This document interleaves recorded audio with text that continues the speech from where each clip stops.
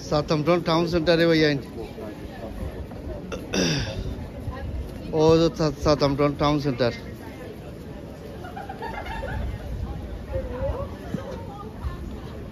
ও সামনে পাইলে spot direct next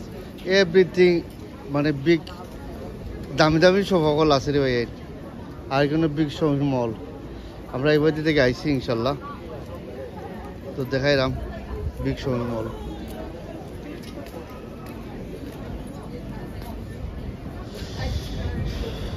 খুব বিজি একটা টাউন সাউথহ্যাম্পটন